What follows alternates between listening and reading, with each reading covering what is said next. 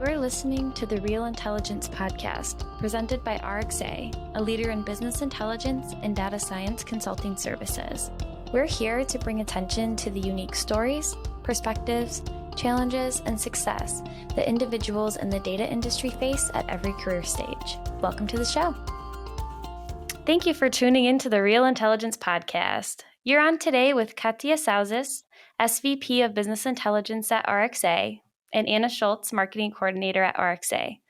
Our guest today is Mary Carse, the Marketing Strategy and Planning Lead within HP's marketing organization. She is responsible for driving brand and initiative portfolio strategy for HP's commercial personal computer marketing. Mary is a seasoned, results-oriented marketer who has held senior positions at a variety of agencies and brands across the globe during her over 30-year career. Her experience covers both B2C and B2B marketing strategy, planning, and implementation. Thanks very much for that introduction, Anna, and welcome to everyone who's listening. So, yeah, it's a great pleasure to be talking with Katia, old friend of mine who we've reconnected very recently. So good to see you, Katia, too. Congratulations on your new role. And that's the beauty of having been around the marketing and advertising world for as long as I have. You get to keep on bumping into old friends and old faces that you haven't seen in a long time. So I've been working in this industry since way back in the 80s. So I initially, when I first started out in the advertising world, I was working for a small agency, and they were a branding agency. So a lot of what we did was, big brand, big production, about kind of really brand perceptions and storytelling. And to be honest, there wasn't that much data associated with that. We did a lot of research, market research in those days, but there wasn't a lot of data being captured around, how the campaigns were actually working. It was more around, gut feel and how well the agency could sell the idea into the client rather than any data substantiation. So when I look back at the evolution of my career in marketing, it's amazing how now it's kind of gone from that initial situation to now where we sit today, where data is everywhere, you're drowning in it, it's wonderful, but we still have some of the same challenges. How do we wade through the data, cut through the noise, and actually understand what's working, what isn't, and do that in a way that doesn't stifle creativity? Because at the end of the day, we humans respond to emotion. And I know some of the challenges with data is people think that it's all kind of very formulaic and the accountants are taking over the world. Isn't necessarily the case.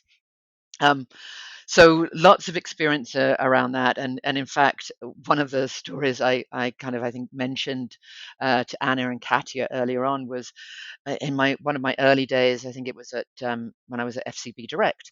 We went to their incredible data center. Yes, there was a data center, and then this was been in the late 80s, and it was based in Paris, and it was this incredible underground room that was probably the size of a large warehouse, and it was all air conditioned, and you had to be very careful about going into the room, and all you could see was this bank of computers, big computers at that time, and it was like whirring tape machines. I mean, I'm that old. So I've gone from paper, tape, to now everything being available in the cloud, digitized, and at your fingertips. So it's been an interesting journey and a really fun journey.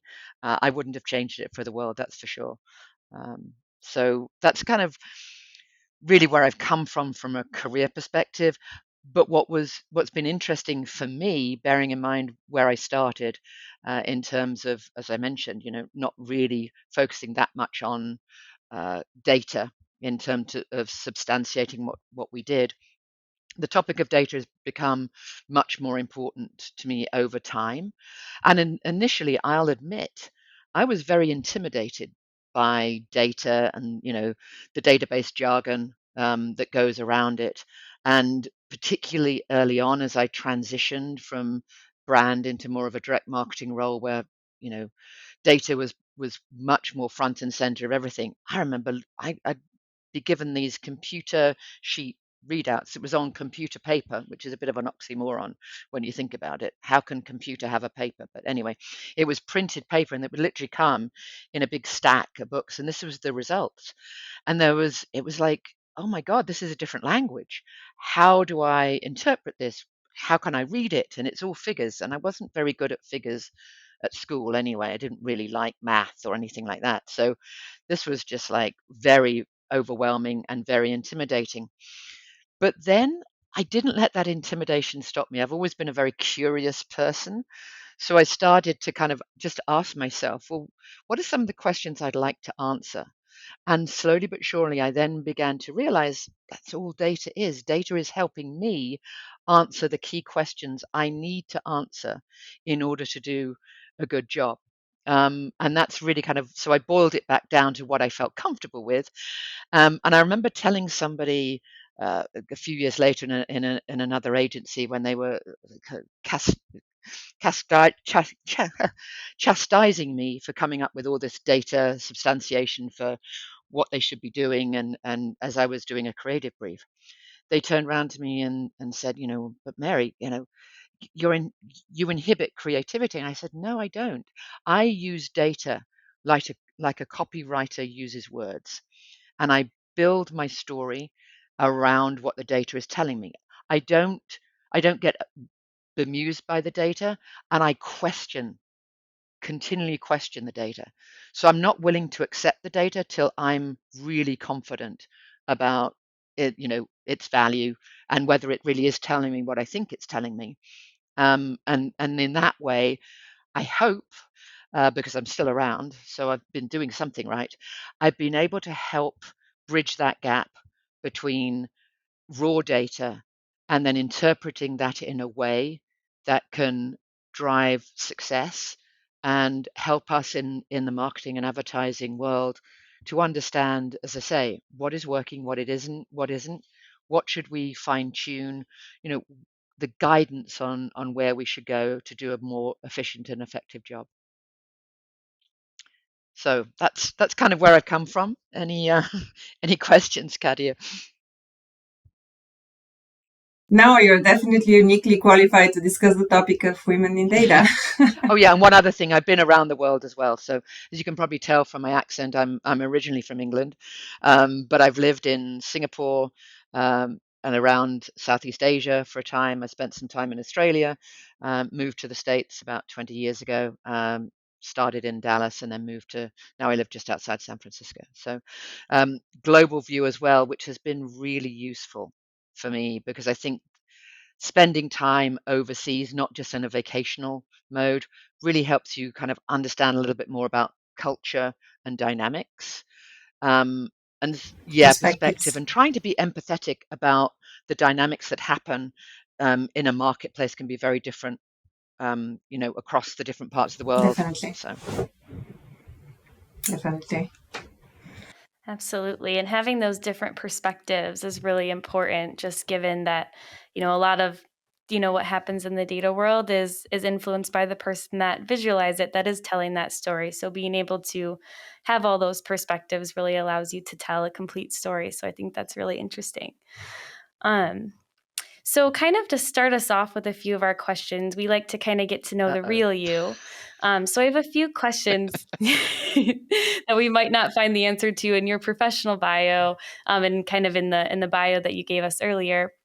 Can you tell us an interesting fact about yourself that might not be on the internet? yeah, I think one of the most interesting facts that I will admit to, but don't necessarily document, should we put it that way, is that when I was in my late 20s, I had a pretty, good start with my career, working with a couple of agencies. But ever since I was a student, I loved travel. And I was very fortunate when I was at college, my second year, I managed to get on an exchange program. So I went to Australia, and I spent some time working in Sydney and then went traveling afterwards. And that didn't scratch the itch. So, in my late 20s, it was like, I still need to travel. I still haven't seen enough of the world. So in those days, it wasn't about tapping on a keyboard. I had to pick up a phone and ring around a few travel agents, but I gave myself a goal, which is what I tend to do when I'm going to do silly things. If I could find around the world ticket for under a certain amount of money, I would buy it, and then I would face the consequences afterwards. And 5 phone calls later, or roughly that time, I'd bought the ticket. I'd written my resignation letter. Handing my resignation letter in was one thing. Trying to explain to my parents why I was throwing in a good job in London, just bought a new flat. So they was like, "You're throwing your life away." Um, I knew I could prove them wrong. They were convinced I would never find another decent job if I went traveling around the world. I challenged them to that, continued along my path, had a fantastic year away, learnt so much about myself, and I did this all on my own. So I wasn't going with a group of friends or anything. This was just me. I just literally got on an aircraft and pointed west and kept on going west. So spent a lot of time in the States, in Canada, and Hawaii, then back into Australia, and then back round. And I did learn a lot, not just about myself, but about other people, other cultures, because it's very interesting when you're traveling on your own. You have two options. You can literally hole up, at night in wherever you're staying and just be this little, hermit, or you can go out and start meeting people. But the other thing is, as a lone traveler, people come to you. And I remember very distinctly, I was on a Greyhound bus, and I just got talking to the family behind me. The next thing I know, they're inviting me to their home for a barbecue, and I ended up, seeing them for a couple of days during my visit. They introduced me to friends, and so it goes on. So I always say to anyone, travel does broaden the mind. And I don't think I would be where I am today if I hadn't gone traveling. So much to my parents' chagrin, as I said, when I came back and I got back into a working mode, even they later on did admit, actually, that was a really good thing you did, Mary. So got my goal. Well, it also helped me, I think, because I was getting in a little bit of a rut in that current role. Mm. And it gave me an opportunity to just break away completely, move right away from everything that I knew and really think hard as I was traveling and enjoying myself, but thinking about, well, what do I really want to do? What's going to make me happy? Um, and when I got back, it was, yeah, I really do enjoy what I do in the marketing advertising space. But I just want to do it with a slightly different spin on it and approach. Um, so I was very open to new ideas. So when I came back, I got the opportunity to start up with a small startup agency, and that was fun as well. So I don't think I would have. Well, I know I wouldn't have entertained that, having come from a big successful agency to go to a startup, at that stage was not necessarily the right move for me at that time. But with the overseas travel, definitely helped me. Oh, wonderful. That's a really cool story. Um, Given all of your travels and everywhere you've been, if you could choose to just live anywhere in the world, not tied down by a job or anything like that, where would you choose to Honestly, be? I'm exactly where I want to be.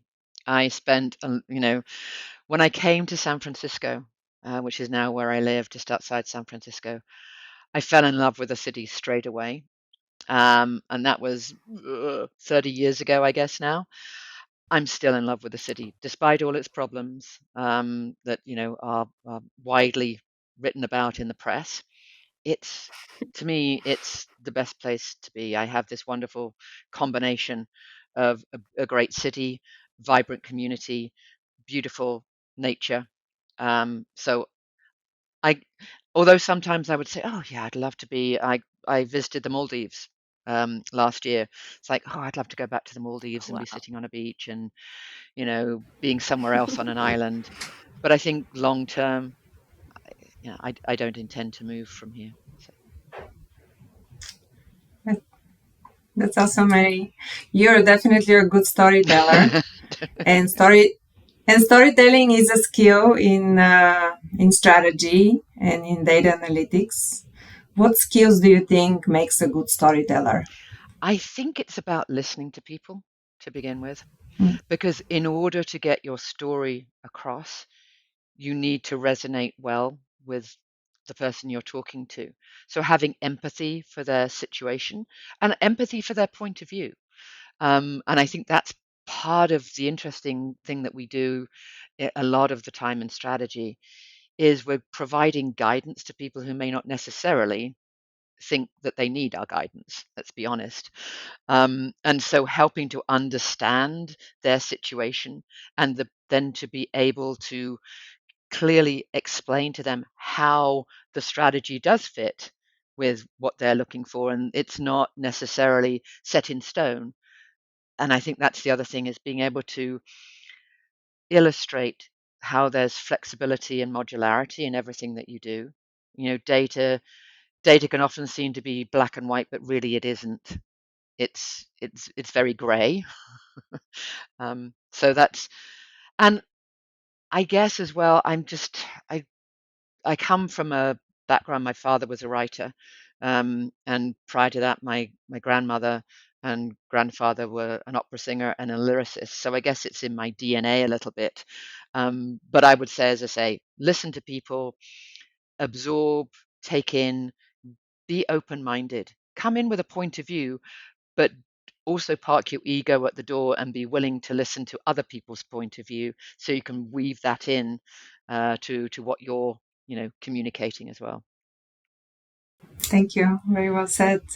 And you have a long career. Don't remind me. Look at the So grey definitely. hairs. I mean, um, how about young women who are just starting their career in data? What kind of career advice would you give I one of think them? this is a great time to be a woman in data. And apologies to all male listeners to this podcast, but I do feel that historically data has been a very male dominated world. Certainly it was in the 80s and 90s, and the data geeks on the male side are great, as are the women. But I think there was a challenge in, again, the data interpretation.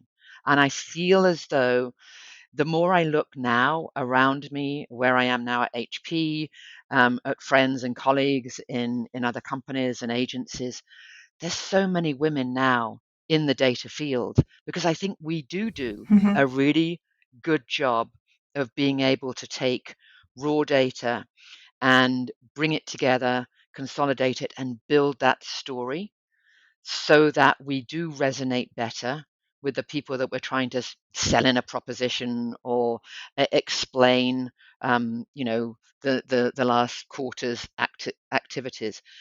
I think we are able to flow that much in many respects in a better way, because I think there is a female empathetic gene that is in our DNA. So sorry, I'm sure I'm going to get That's a right. lot of pushback on that Let's see. from our male friends, but the fact that so many females now are in that data analyst role, strategist role, I think says it all.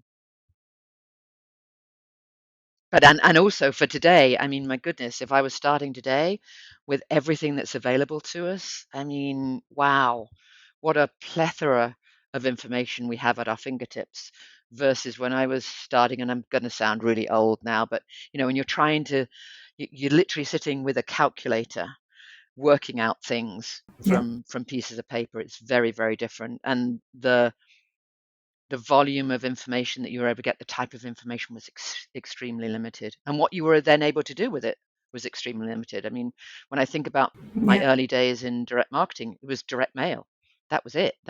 So it was all about how do you personalize direct mail. And it was like, dear Mary Carse of, you are one of, so it's Mm-hmm. very stilted. And so the beauty now is that you can incorporate the intelligence of the data in a much more empathetic and relevant way in how you communicate that to your consumer as well. Yep. Thank you. And you've been in startups, you've been in agencies, you've been on the client side, so to say, long career.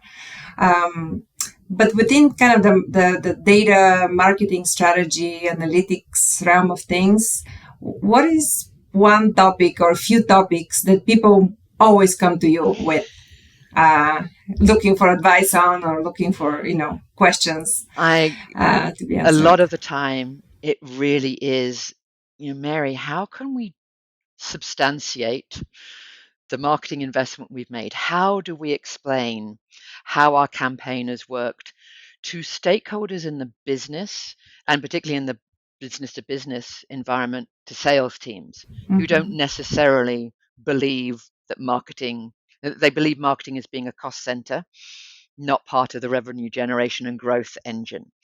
That is the most often asked question of me, and that's what I spend most of my waking hours trying to help articulate, and work with our data science teams to help build models that are credible and trustworthy across the organization. So when we do say, yes, marketing has contributed this amount of revenue to the business, we're not laughed out of court. That's right. That's right. And even in one of your more recent roles, you're responsible for architecting the measurement framework, the attribution philosophy of account-based marketing, so you can prove its value. And this is, like you said, one of the more important questions: does my marketing efforts work? And I think a lot of it comes back down to what we were just talking about. It's having honest and transparent conversations along the way. I think the danger is people get frightened about what the data seems to be showing them, and they try and gloss over if it's not looking as good. I don't think, I always say, progress, not perfection. So we can Mm-hmm. continue to improve. We learn, we don't necessarily fail.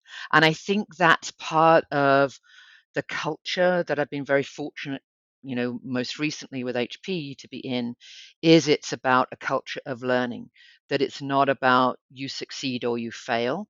And if you fail, there are, bad implications. It's about, we tried it, we learned a lot. Just don't repeat the stuff that doesn't work very well, and double down on what is working, and find additional ways of amplifying and broadening that success. Mm-hmm. But that's tough conversations to Mm-hmm. have when you're sitting in front of, It is. the ELT, the executive level branch of the organization, who are kind of wanting to pick holes in everything you do, because some of them want to cut the marketing budget.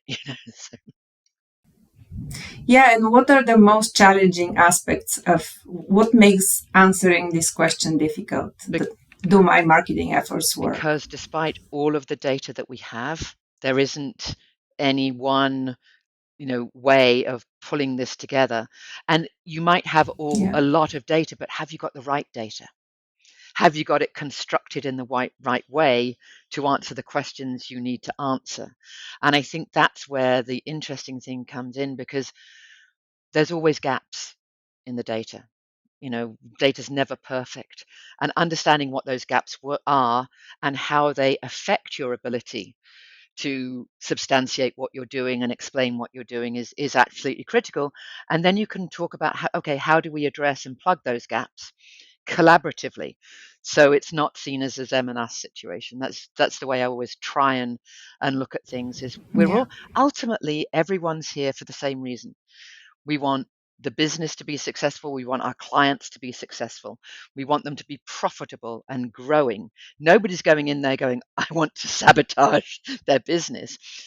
But sometimes, when you're in some of those meetings, sometimes as a marketer, you can feel as though, that's the opinion that is being given. So start from your early conversations with explaining, we don't know everything. We believe we've got some good guidance, and we've built statistical models that seem to be proving out, and helping us to determine what is good and what is bad. But there isn't a a clear right answer. And I think that's the challenge, because we all think because we've got so much data, we must be able to go, that's right, double down on that. Not necessarily the case. Yeah, in my experience, even setting the business objectives is very important, and that's sometimes challenging because we're not answering to the same question. What are you trying to prove? And it's also, I think it's even, there's a Right. layer back there as well. What is the role that marketing can play and should be expected to play within those business objectives? And I think that is also a really tough nut to crack and articulate, particularly in, we've seen it in the last few years. Everything changes so dramatically all the time. You can never be clear. I don't have the crystal ball, to forecast definitively of what's going to happen. So we've got to be willing to be flexible and to be able to be agile enough to move, with the market conditions, which is where data can also help us. But it's not going to be a crystal ball. That's right. And if it wasn't for data and marketing strategy, what would you do? Oh, what I'd love to do was what I was doing yesterday evening. I'm a big tennis player. Oh, I'm a passionate tennis player. that's right. And I still play. And last night I had the pleasure of playing with a guy named Julian Cash. Check his name. He's 103rd in the world at the moment in the men's ATP Wow. rankings. He's a Brit, and he was visiting our club, and so I actually got a lesson from him along with two of my other girlfriends. And so if I could do anything, I would be involved in tennis in some way, shape, or form. Would not be good enough to go on tour, that's for sure, but maybe be part of the membership committee of a club, or even be the pro or something like that. But yeah, love the tennis world. Congrats on that. Well, talking about that, what is one company perk that you would love to have? Gosh, that's one company. Well, actually, you know what? I think thanks to the pandemic, I have that perk in that I have the ability now to work from home pretty much all the time. And I have to say, I have to give a big shout out to HP. They've been very good about managing the whole situation with COVID and the mental stress that's put on people, and the flexibility to be able to work from home, and also help us to set up our home offices so we are able to work productively and professionally within a home environment. So I'm very happy. Good. I'm very happy to find you that way. Awesome. Well, Mary, thank you so much for taking the time out of your day to talk with us. I think you've offered some really great insights on people that are looking to get into this space, especially women that might be looking to get into this space. And it's just really interesting to hear all of kind of the transformation that's taken place within the data world and marketing, throughout your career. And it's just very interesting to hear all of that. So thank you again so much for taking the time to share that with us and with our audience today. Is there any final thoughts or words that you would like to leave with our Sure. No, listeners? firstly, thank you for inviting me. I've really enjoyed our conversation this morning.